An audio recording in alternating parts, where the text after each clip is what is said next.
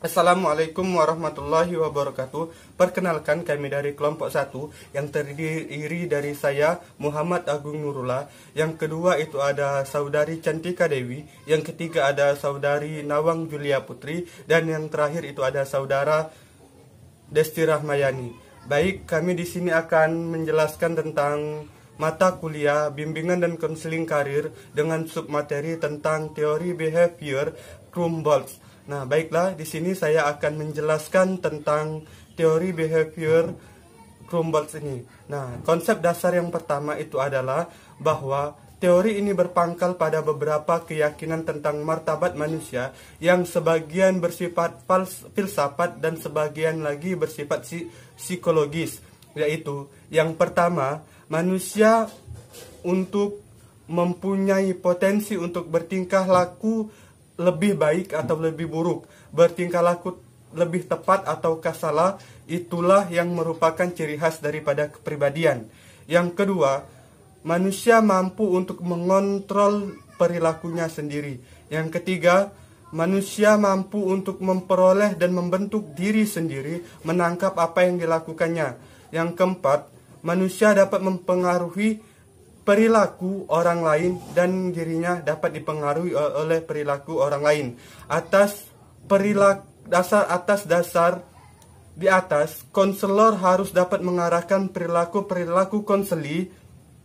Yang pertama itu ada konsep pokok. Nah, konsep pokok ini adalah hal yang mendasar dalam konseling behavior, adalah prinsip penguatan sebagai suatu kreasi untuk upaya memperkuat dan mendukung suatu perilaku yang dikehendaki. Yang kedua, itu ada proses konseling. Nah, di mana menurut Krumboltz ini, konseling behavior merupakan suatu proses membantu orang untuk belajar dan memecahkan masalah interpersonal, antar pribadi, emosional, dan keputusan tertentu. Sedangkan yang ketiga itu ada teknik teori. Nah, di sini konseling behavior ini digunakan oleh Krumboltz untuk mengubah perilaku konseli supaya dapat memecahkan masalahnya dengan cara memanipulasi dan mengkreasikan kondisi-kondisi belajar.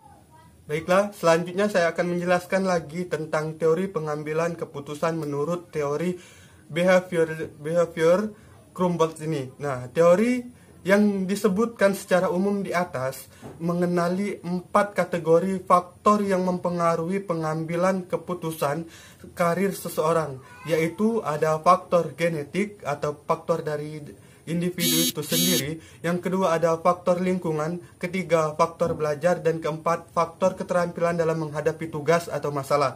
Nah, yang pertama itu ada faktor genetik. Teori ini mengatakan bahwa orang-orang tertentu terlahir memiliki kemampuan besar atau kecil untuk memperoleh manfaat dan pengalaman pergaulannya dengan lingkungan sesuai dengan keadaan dirinya.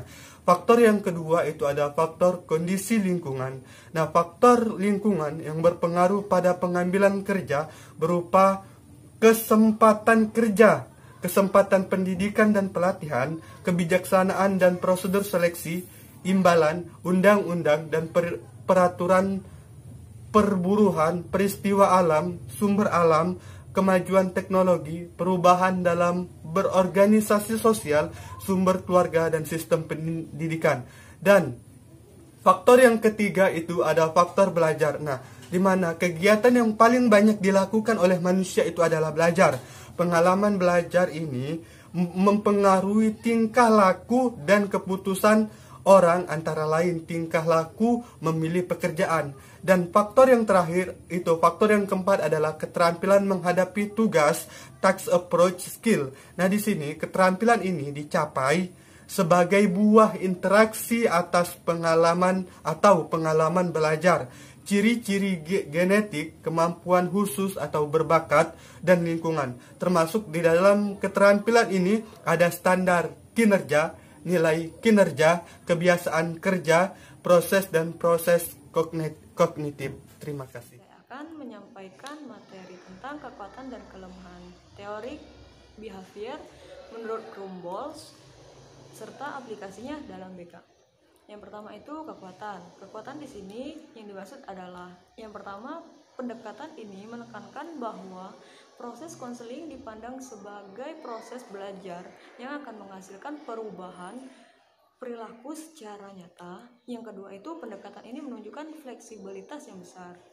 Yang ketiga, pendekatan ini membantu individu untuk bisa membekali dirinya untuk mencegah timbulnya persoalan kejiwaan. Kedua itu kelemahan, yaitu pendekatan ini tidak bermanfaat untuk kasus-kasus yang berkaitan dengan kehilangan makna dalam hidup. Kehilangan makna dalam hidup, dengan kata lain, konseling hanya membantu menangani kasus berupa cara bertingkah laku salah atau tidak sesuai. Dan yang terakhir adalah aplikasi dalam hidup. Krumbolz dan Beckers tahun 1973 mengidentifikasikan beberapa langkah yang terlibat dalam konseling karir, yaitu yang pertama, menjelaskan masalah dan tujuan. Yang kedua, mengidentifikasi bermacam-macam solusi. Yang ketiga, mengumpulkan informasi tentang masalah yang telah dikenali. Yang keempat, menguji kemampuan hasil dari pemilihan yang beragam. Yang kelima, mengevaluasi ulang tujuan. Dan yang terakhir, menyamaratakan semua proses kepada masalah yang baru. Demikian